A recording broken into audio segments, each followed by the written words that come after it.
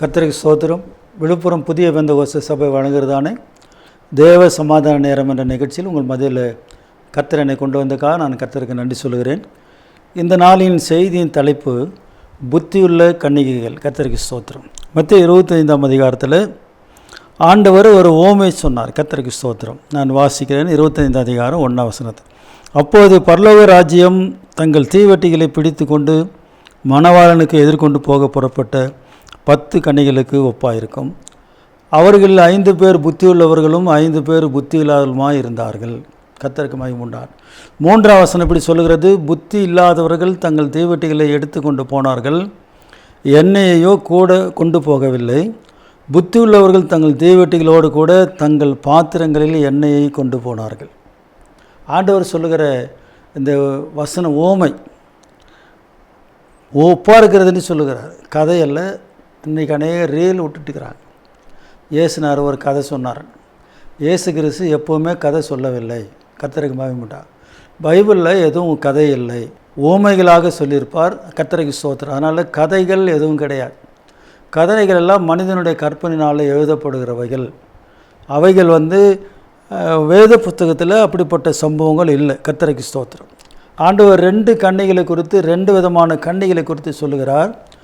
மொத்தம் 10 பேர் எதிர்கொண்டு போக புறப்பட்டார்கள்.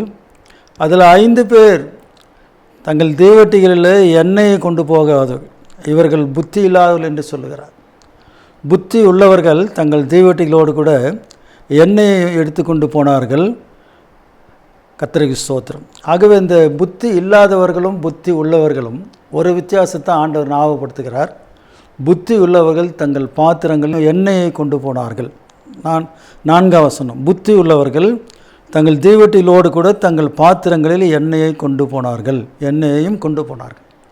எனக்கு அன்பானவர்களே, இந்த பாத்திரம் நம்முடைய சரீரமாக இருக்கிறது. எண்ணெய் பரிசுத்த ஆவிக்கு ஒப்பனையாக இருக்கிறது. தீவட்டி எரிகிற காரியத்தை குறித்து உதாரணமாக நாம் சொல்லலாம். கர்த்தருக்கு மகிமை உண்டாகும். இன்றைக்கு கிராமத்தில் ஜனங்களை பார்க்கும்போது ஒரு உருப்படியில்லாத ஒரு மனுஷனை பார்த்து, ஒரு பையனை பார்த்து தீவட்டின்னு சொல்லுவான். அவன் எதுக்கும் பிரயோஜனப்பட மாட்டான்னு இவங்களுடைய கணிப்பு. ஆனால் வேத புஸ்தகத்தில் தீவட்டிக்கு ஆண்டவர் ஒரு இடத்தை கொடுத்துருக்கிறார். கிதியோன் அப்படி தான் தீவட்டி எடுத்து தான் எதிர்கொண்டு போனான் எதிராளிகளுக்கு விரோதமாக. நரியுடைய வாள்களை கட்டி அந்த தீவட்டியில் தான் கொளுத்தினான். கர்த்தருக்கு ஸ்தோத்திரம். இந்த தீவட்டிகள் கூட ஆண்டவருடைய கையில் இருக்குமானால், தேவனுடைய மனுஷனுடைய கையில் இருக்குமானால் அது பிரயோஜனப்படுகிற தீவட்டிகளாய் காணப்படும். எனக்கு அன்பானவில் உங்களையும் என்னையும் ஜனங்க பார்த்து இந்த பையன் எதுக்கும் உதவ மாட்டான், இவன் ஒரு தீவட்டி போல் இருக்கிறான்னு சொன்னால் கவலைப்படாதீங்க. இந்த தீவட்டிகள் ஆண்டவுடைய கரத்தில் இருந்தால் அது எரிந்து பிரகாசிக்கிற ஒரு ஒளியை கொடுக்குற ஒரு தீவட்டியாய் காணப்படும். கர்த்தருக்கு மகிமை உண்டாகட்டும். இந்த 10 பேருடைய காரியத்திலும் புத்தி இல்லாதவர்கள் புத்தி உள்ளவர்கள் என்று ஆண்டவர் சொல்லுகிறார். இந்த புத்தி உள்ளவர்களுக்கு ஒரே ஒரு இதில் ஒரு விசேஷமான காரியம், தங்கள் பாத்திரத்தில் எண்ணெயை கொண்டு போனார்கள். தீவட்டிகளோடு கூட பாத்திரத்தில் எண்ணெயை கொண்டு போனார்கள். இந்த வசனங்களை அப்படியே நாம் பார்க்கும்போது 10ஆம் வசனத்தை நான் வாசிக்கிறேன். அப்படியே அவர்கள் வாங்க போன போது மணவாளன் வந்துவிட்டார். ஆயத்தமாக இருந்தவர்கள் அவரோடு கூட கல்யாண வீட்டுக்குள் பிரவேசித்தார்கள். கதவும் அடைக்கப்பட்டது. எனக்கு அன்பானவர்களே, உதாரணமாக ஓமையாக ஆண்டவர் சொன்னார். இந்த எண்ணெய் வாங்க போன புத்தி இல்லாத கன்னிகள் வர நேரமானது. அதுக்குள்ளாக மணவாளன் வந்துவிட்டார். புத்தி உள்ளவர்கள் தங்கள் தீவட்டிகளோடு கூட அந்த கல்யாண வீட்டுக்குள்ளே பிரவேசித்தார்கள். கதவும் அடைக்கப்பட்டது. கர்த்தருக்கு ஸ்தோத்திரம். இதில் நான் சுருக்கமாக சொல்லுகிற காரியங்களை ஞாபகப்படுத்துகிறவங்களுக்கு கர்த்தருக்கு ஸ்தோத்திரம். இந்த 2 பேரும் செய்த காரியங்கள், புத்தி இல்லாதவர்களும் செய்த காரியங்களை நல்லா கவனிங்க. கர்த்தருக்கு ஸ்தோத்திரம். எல்லாரும் எதிர்கொண்டு போக புறப்பட்டாங்க. புத்தி உள்ளவும் போனாங்க, புத்தி இல்லாதவர்களும் போனாங்க. மணவாளன் வர தாமதமான போது எல்லாரும் தூங்கிட்டாங்க. தூக்கம் வர நேரம் இல்லை, ராத்திரி. எண்ணெய் பாத்திரத்தில் கொண்டு போனவங்களும் தூங்கிட்டாங்க, புத்தி உள்ளவங்களும். எண்ணெய் கொண்டு போகாதவங்க தூங்கிட்டாங்க. ஏன்னா தூக்கம் வந்தது. மணவாளன் வர லேட் ஆகிட்டு, கால தாமதமானதுனால எல்லாரும் போய் தூங்கிட்டாங்க. கர்த்தருக்கு ஸ்தோத்திரம். மணவாளன் வருகிறார் என்ற சத்தம் கேட்டது. அந்த வசனங்களை நீங்கள் பாருங்கள். இதோ மணவாளன் நடுராத்திரியில் 6ஆம் வசனம், இதோ மணவாளன் வருகிறார், அவருக்கு எதிர்கொண்டு போக புறப்படுங்கள் என்கிற சத்தம் உண்டாயிற்று. அப்போது அந்த கன்னிகள் எல்லாரும் எழுந்திருந்து தங்கள் தீவெட்டிகளை ஆயத்தப்படுத்தினார்கள். கர்த்தருக்கு ஸ்தோத்திரம். எல்லாரும் படுத்து கொண்டு தூங்கினார்கள். இதோ மணவாளன் வந்துட்டார், அவருக்கு எதிர்கொண்டு போக ஆயத்தமாகன்னு சொன்னாங்க. எல்லாரும் எழுந்தார்கள், எல்லாரும் தீவெட்டிகளை ஆயத்தப்படுத்தினார்கள். ஆனால் புத்தி இல்லாதவருடைய தீவெட்டிகள் அணைந்து போகிற நின்று போகிற நிலைமையில் இருந்தனால அவர்கள் புத்தி வருடத்தில் கொஞ்சம் எண்ணெய் கேட்டார்கள். ஆனால் அவர்கள் சொல்லுகிற ஒரு நல்ல காரியம் பாருங்கள், 8ஆம் வசனம் நான் வாசிக்கிறேன். புத்தி இல்லாதவர்கள் புத்தி உள்ளவர்களை நோக்கி, உங்கள் எண்ணெயில் எங்களுக்கு கொஞ்சம் கொடுங்கள், எங்கள் தீவெட்டிகள் அணைந்து போகிறது என்றார்கள். தீவெட்டி அணைந்து போக எண்ணெய் இல்லாவிட்டால் தீவெட்டி அணைந்து போகும். எனக்கு அன்பானவர்களே, பரிசுத்த ஆவி உங்களுக்குள்ளே இல்லாவிட்டால் நம்முடைய ஜீவியம் முடிந்து போகும். ஆண்டோடைய வசனம் அப்படி தான் சொல்லுகிறது. ஒருவன் ஜலத்தினாலும் ஆவினாலும் பிறவாவிட்டால் அவன் தேவனுடைய ராஜ்யத்தில் பிரவேசிக்க மாட்டான். கர்த்தருக்கு ஸ்தோத்திரம். இது வசனம்.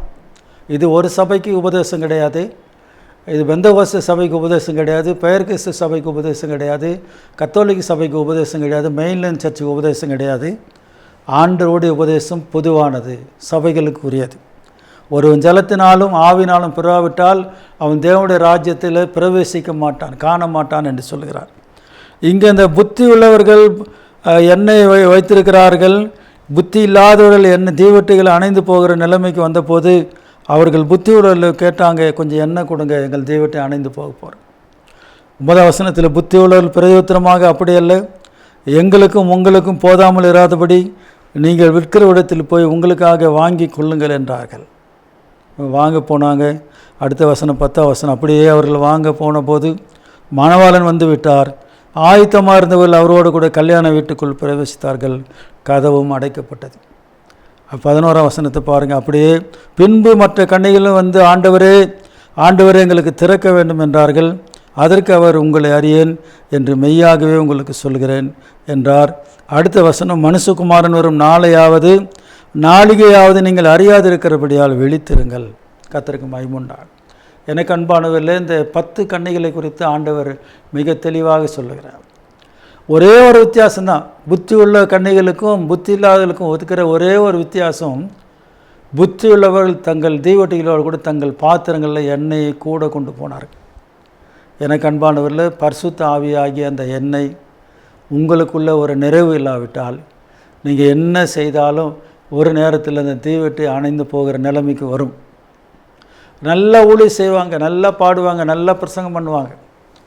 அவங்கள பார்த்து நீங்கள் அபிஷேகம் பெற்றீங்களான்னு கேட்டால் அந்த அனுபவம்லாம் எங்களுக்கு இல்லை பாஸ்டர்னுவாங்க. ஆனால் நல்லா ஊழியம் செய்வாங்க, நிறைய ஆத்துமாக்கள் ஆதாயம் பண்ணுவாங்க, நல்லா பாடுவாங்க, நல்ல கர்த்தருக்கு காணிக்கை தசமாக கொடுப்பாங்க.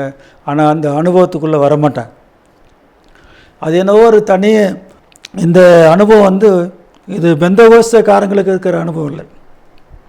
ஆண்டவருடைய வார்த்தை சொல்கிறது, ஒருவன் ஜலத்தினாலும் ஆவினாலும் பிறவாவிட்டால் அவன் தேவனுடைய ராஜ்யத்தில் பிரவேசிக்க மாட்டான். இந்த 10 பேரும் எல்லாருமே தங்கள் தீவெட்டிகளோடு கூட பாத்திரத்தில் எண்ணெய் கொண்டு போயிருப்பார்களானால் மணவாளன் வரும்போது அந்த 10 கன்னிகளும் மணவாளனோடு கூட கல்யாண வீட்டுக்குள்ளே பிரவேசித்துப்பார்கள். எனக்கு அன்பானவர்களே, இந்த 5 கன்னிகள், புத்தி இல்லாத கன்னிகள் பட்ட எல்லா பிரயாசம் வீணாயிடுச்சு. ஆயத்தமானது, எதிர்கொண்டு போனது வீணாயிட்டது, தூங்கி எழுந்தது வீணாயிட்டது, தீவெட்டி கொளுத்தி ஆயத்தமாக வேண்டியது வீணாயிட்டது. எவ்வளோ சிரமப்பட்டு போய் எண்ணெயை தேடி எங்கேயோ போய் வாங்க போனாங்க, அது வாங்கி ஒரு வேளை வந்திருக்கலாம், அதுக்குள்ளாக கதவு அடைக்கப்பட்டது. எனக்கு அன்பானவர்களே, இந்த கிருபைய நாள், கர்த்தர் கொடுத்துருக்கிற கிருபைய நாள் அல்லது உங்களுடைய ஆயுசு நாள் எப்போ முடியும்னு நமக்கு தெரியாது. ஆனால் நீங்கள் பரிசுத்த ஆவியின் நிறைவு உங்களுக்குள்ளே இல்லாவிட்டால் உங்கள் தீவெட்டி அணைந்து போகும். ஆண்டவர் கூட யோவான் சானனை பற்றி சொல்லும்போது சொல்லுகிறார், அவன் எரிந்து பிரகாசிக்கிற விளக்காக இருந்தான், அவனுடைய வெளிச்சத்தில் நீங்கள் களி கூற மனதாக இருந்தீர்களே. ஆகவே நாம் எரிந்து பிரகாசிக்கிற விளக்காக இருக்க வேண்டுமானால் அதில் எண்ணெய் காணப்பட வேண்டும். இந்த எண்ணெய் ஆகிய பரிசுத்த ஆவி நமக்குள்ளே இருந்தால் மாத்திரமே நாம் எரிந்து பிரகாசிக்கிற விளக்காய் காணப்பட முடியும். இல்லாவிட்டால் நம்ம படுகிற எல்லா பாடும் வீணாயிடும். இந்த புத்தி இல்லாத கன்னிகள் பட்ட எல்லா பாடும் வீணாயிடும். ஆயத்தமானார்கள், எதிர்கொண்டு போனார்கள், படுத்து தூங்கினார்கள், தீவெட்டி கொளுத்த ஆரம்பித்தார்கள், எண்ணெய் வாங்க போனார்கள். வருவதற்குள்ளாக மணவாளன் வந்து விட்டார். ஆயத்தமாக இருந்தவங்க கல்யாண வீட்டுக்குள்ளே போய்விட்டார்கள். கதவு அடைக்கப்பட்டது. அவங்க வந்து கேட்கும்போது அந்த வார்த்தை சொல்லுகிற வார்த்தை பாருங்கள். பின்பு மற்ற கன்னிகளும் வந்து ஆண்டவரே ஆண்டவரே எங்களுக்கு திறக்க வேண்டும் என்றார்கள். அதற்கு அவர் உங்களை அறியேன் என்று மெய்யாகவே உங்களுக்கு சொல்லுகிறேன் என்றார். 13ஆம் வசனம், மனுஷகுமாரன் வரும் நாளிகையாவது நீங்கள் அறியாதிருக்கிறபடியால் விழித்திருங்கள். கர்த்தருக்கு ஸ்தோத்திரம். எனவே இந்த செய்தியை பார்த்து கொண்டிருக்கிற நீங்கள் இன்னும் ஒரு வேளை பரிசுத்த ஆவியின் அபிஷேகம் பெறாதிருப்பீர்களானால் அல்லது பெற்று அந்த நிறைவு உங்களுக்குள்ளே இல்லாமல் இருக்குமானால் நீங்கள் ஆவியில் நிரம்பி அந்நிய பாஷை பேசுங்க. ஆவியின் நிறைவு உங்களுக்கு தேவை. அது இல்லாவிட்டால் மணவாளனாகிய இயேசுவுக்கு எதிர்கொண்டு போகிற மணவாட்டியாக இருக்க முடியாது. நம் வசனம் சொல்வது வெளிப்படுத்தின விசேஷத்தில் நாம் களி கூர்ந்து மகிழ கடுவோம். மணவாட்டி தன்னை ஆயத்தப்படுத்தினால் மணவாட்டி ஆகிய நாம் ஆயத்தப்பட வேண்டும். மணவாளனாகிய இயேசு சீக்கிரம் வரப்போகிறார். சபையே நீ ஆயத்தமாகி. கர்த்தருக்கு ஸ்தோத்திரம். நாம் ஜெபம் பண்ணுவோம். ஆண்டவரே, இந்த செய்திக்காக நன்றி செலுத்துகிறோம்.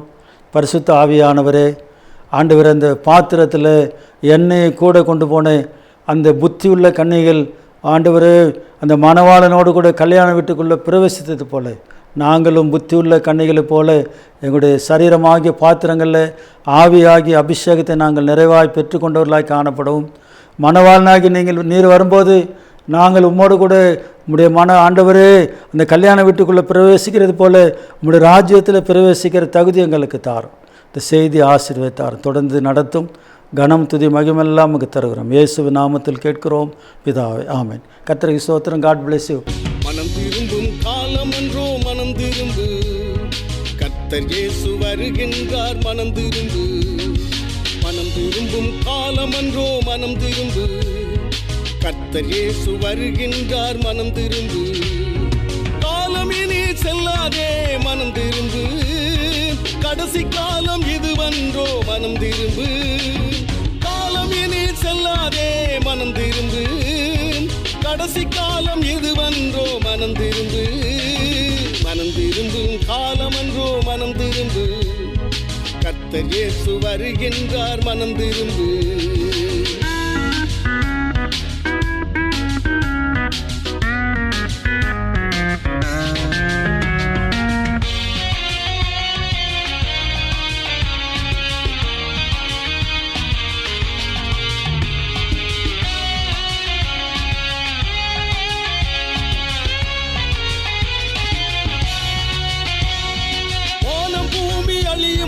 இயேசு வருவார். வானதூதர் சேனையோடு இயேசு வருவார். வானம் பூமி அழியும் முன்னே இயேசு வருவார். வானதூதர் சேனையோடு இயேசு வருவார். புவி மீது அரசாலே இயேசு வருவார். புது வாழ்வு நீ காண மனம் திரும்பு. புவி மீது அரசாலே இயேசு வருவார். புது வாழ்வு நீ காண மனம் திரும்பு. மனம் திரும்பும் காலம் அன்றோ. மனம் திரும்பு, கர்த்தர் இயேசு வருகின்றார். மனம் திரும்பு.